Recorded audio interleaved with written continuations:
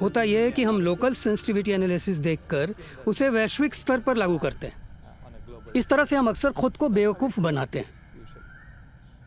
Local sensitivity analysis का मतलब है कि अगर हम सिर्फ एक इंसान को देखें जो मांसाहारी से शाकाहारी बन गया, तो शायद हम सोचेंगे कि इसका अच्छा प्रभाव पड़ेगा, क्योंकि ये तो मांस नहीं खा रहा है, सिर्फ दूध पी रहा है, तो ये पहले से अच्छा है।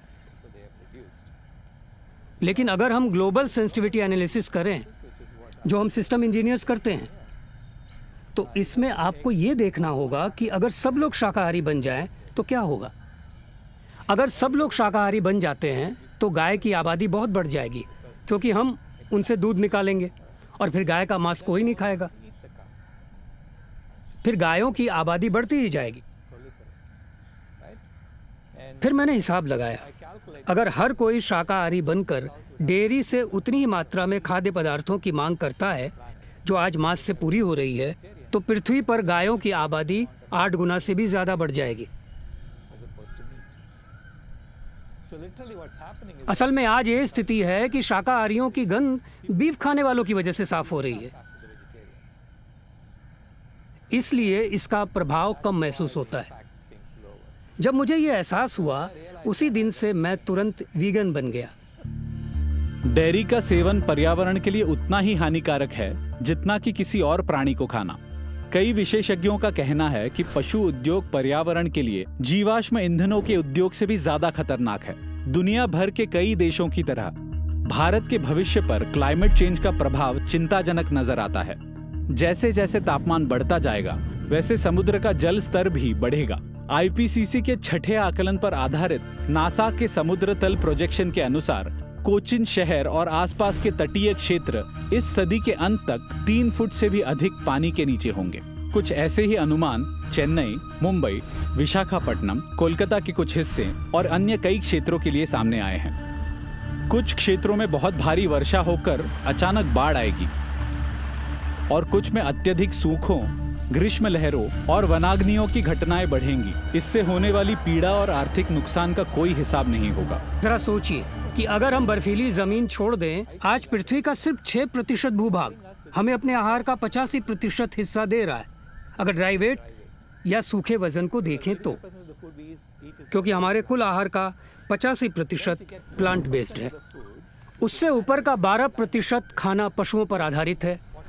इसे पाने के लिए हम पृथ्वी का 43% भूभाग इस्तेमाल कर रहे हैं, और फिर आखिरी 3% हिस्सा पाने के लिए हम पूरे महासागर को नष्ट कर रहे हैं। अगर हम सब वीगन बन जाएं, तो ये उद्योग इस तरह पशुओं का निर्माण नहीं करेंगे।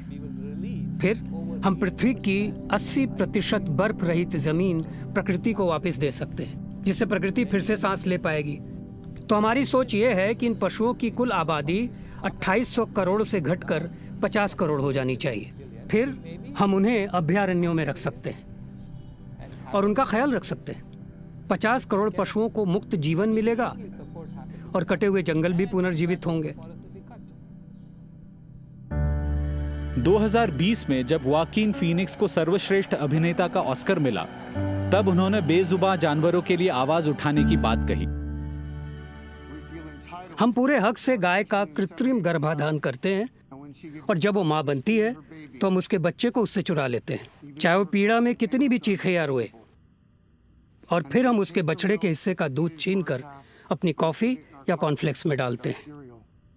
कुछ घंटों बाद अमूल ने वाकिन फीनिक्स का मजाक उड़ाते हुए एक कार्टून जारी किया, जिसमें अमूल गर्ल उनके मुंह में मक्खन ठूस रही है। इससे पहले की एक घटना में आयुष यानी आयुर्वेद जैसे वैकल्पिक उपचारों के मंत्रालय ने एक लेख शेयर किया, जिसमें अच्छे स्वास्थ्य के लिए लोगों को मांस और डेयरी छोड़ने की सलाह दी गई। इससे डेयरी उद्योग घबरा गया और कुछ ही घंटों में इस पोस्ट को हटा दिया गया। शायद सरकार के कुछ मंत्री वीगनिज्म के पक्ष में होने के बावजूद राजनीतिक दबाव के कारण उनको अपनी राय व्यक्त करने से रोका जाता है। 2021 के सितंबर में एफएसएसएआई ने कुछ नई गाइडलाइंस के तहत वीगन भोजन को एक अलग निशान से पहचानने का प्रस्ताव रखा है। ये लागू हो जाए तो खाद्य निर्माता और ग्राहक दोनों का फायदा होगा। भारत के डेयरी उद्योग बहुत ताकतवर हैं। ये अपने पक्ष का भारी प्रचार करते हैं और कोई नेता भी इनके सामने खड़ा नहीं रह पाता। ये कहते हैं कि प्लांट बेस्ड दूध एक विदेशी साजिश है, जबकि हम हजारों सालों से नारियल के दूध का सेवन करते आए हैं। उनका दावा है कि वीगनवाद एक पश्चिमी आविष्कार है, लेकिन इतिहास में यह दर्ज है कि 9वीं शताब्दी में भारत के कुछ समुदाय दूध और दूध उत्पादों का सेवन टालते थे। ये कहते हैं कि ग्राहकों को गुमराह किया जा रहा है, लेकिन असल में डेयरी इंडस्ट्री ने सालों से अपने मार्केटिंग द्वारा हमारे सामने हंसते खेलते पशु और अच्छे स्वास्थ्य का ढोंग रचाया है। हर रोज लगभग 1 लाख गाय, भैंस, सांड, बैल और इनके बछड़े दूध उत्पादों की हमारी मांग की वजह से मारे जाते हैं। यानी हर गुजरते सेकंड के साथ एक पशु की मौत तो होती ही है। अगर इसमें तस्करी और गैर कानूनी कटाई से मरने वाले पशुओं को जोड़ दिया जाए तो ये संख्या और बहुत बढ़ जाएगी। इसको रोकने का एक आसान तरीका है प्लांट बेस्ड दूध, जिसके कई प्रकार घर बैठे बनाए जा सकते हैं। पारंपरिक रूप से नारियल का दूध बनाना बहुत आसान है। पहले हम नारियल को कद्दूकस करेंगे, फिर पानी मिलाकर उसे पीसेंगे और छानेंगे। बस ये 3 चीज़ें करने से ये 10 मिनट में तैयार हो जाता है। इससे हमें 1 लीटर नारियल का दूध मिलता है। ऐसे ही पीजिए या और किसी चीज़ में मिलाइए। नारियल का दूध कोई नया आविष्कार नहीं है, ये नारियल के जितना ही पुराना है। अगर आप इसे बाज़ार से ख़रीदते हैं तो जाहिर है कि ये आपको महंगा मिलेगा, लेकिन अगर आप थोड़ी सी मेहनत खुद करें तो ये आपको बहुत किफ़ायती पड़ेगा। सिर्फ 1 नारियल से आपको लगभग 1 लीटर नारियल का दूध मिलेगा, यानी करीब 25 रुपए में आपके पास 1 लीटर दूध होगा। इंटरनेट पर वीगन रेसिपीज देखकर हम दूध, दही, चीज और पनीर से लेकर मिठाई और आइसक्रीम तक सब कुछ प्लांट बेस्ड दूध से बना सकते हैं। बारीकी से सुने तो डेयरी उद्योग की भाषा में कुछ ऐसे शब्दों का प्रयोग किया जाता है। Animal Husbandry Infrastructure Fund, It's artificial insemination. The buffalo meat export, butter, the logistic, processing capacity, buttermilk, income generation, Of sex semen. ice cream, Genetic improvement. profitable manner, value-added dairy products, economic returns, Benefit. foreign direct investment, increase the productivity, marketing. And livestock production. ये लोग कभी भी करुणा, नैतिकता या पशु अधिकार जैसे शब्दों का इस्तेमाल नहीं करते। वास्तव में किसी भी जानवर का दूध माँ और बच्चे के बीच के गहरे संबंध का प्रतीक है। आज किसी भी परिस्थिति में एक माँ और उसके बच्चे के बीच ऐसी दरार पैदा करना ये सिर्फ एक अन्याय ही नहीं बल्कि घोर पाप भी है। मैं समझता हूँ कि आप तक ये सच पहुँचाना मेरा धर्म है। दूध और दूध उत्पादों को छोड़ने के अलावा मैं आपको बस कुछ और सुझाव दे सकता हूँ। डेयरी फार्म्स पर जाकर सवाल पूछिए, सभी नर बछड़े और बैल कहाँ है? बूढ़े और सूखे जानवर जाते कहाँ हैं? गौशालाओं से पूछिए, क्या बछड़ों को भरपेट दूध पिलाया जाता है? क्या उन्हें खुलेआम घूमने दिया जाता है? धार्मिक संगठनों से पूछिए कि आप इतना सारा दूध कहाँ से प्राप्त करते हैं? सरकार से पूछिए कि कानूनों को लागू करने में इतनी ढिलाई क्यों है और कानून में गाय और भैंस एक समान क्यों नहीं है? बच्चों को जरूर सिखाइए कि जानवर हमें दूध नहीं देते, हम उनसे दूध लेते हैं। और अपने आप से पूछिए कि भारत बीफ एक्सपोर्ट करने वाले प्रमुख देशों में कैसे शामिल हो गया और ये स्थिति बदलने के लिए मैं क्या कर सकता हूँ। इसको सफरिंग फुटप्रिंट भी बोलते हैं। एक कॉन्सेप्ट है कि हमारा हर काम जो है वो सफरिंग फुटप्रिंट को कितना कम कर रहा है और हम कितना कंपैशनेट सोसाइटी बना रहे हैं। तो वीगनिज्म भी उसी का पार्ट है।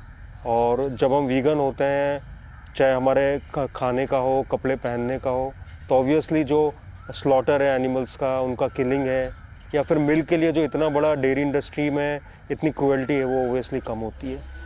पशु अधिकार आंदोलन दुनिया का एकमात्र ऐसा आंदोलन है जिसमें पीड़ित खुद अपने लिए आवाज नहीं उठा सकते। कुछ अवसरवादी घटक अपने स्वार्थ के लिए इस मिशन से जुड़कर इसे बदनाम और भ्रष्ट कर रहे हैं। तुम्हारे सामने एक भेड़ कट रही है, उसकी आंखों में रोशनी थी अभी अभी, और अब उसके गर्दन से लहू की धार बह रही है और उसकी आंखों की रोशनी धीरे धीरे मंद हो रही है और वो तड़प रही है। इसमें लेफ़्ट राइट क्या है?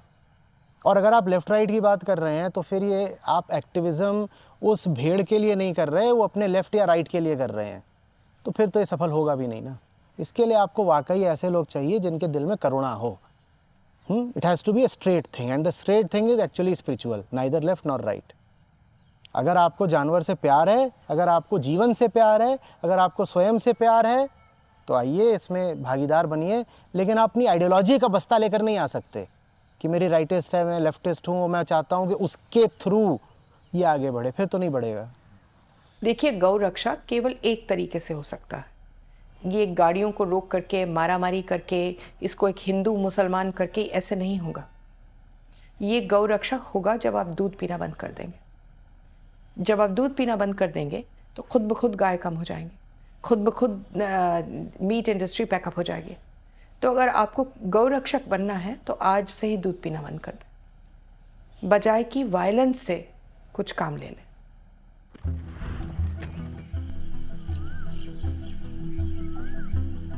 मैंने आपको जो कुछ बताया है वो पहाड़ के सामने घास के एक तिनके की तरह है। आज की तारीख में भारत 100 से भी अधिक देशों को डेयरी प्रोडक्ट्स एक्सपोर्ट करता है। इस उद्योग के लक्ष्य तो बढ़ते ही जाने वाले हैं। इसे रोकने की जिम्मेदारी पूरे विश्व की है। जिन कारणों से हमारे बहुत से पूर्वजों ने शाकाहार अपनाया था, उन्हीं कारणों से आज हमें वीगन जीवन शैली अपनानी चाहिए। आशा करता हूं कि यह हमारी उन्नति की अगली सीढ़ी होगी।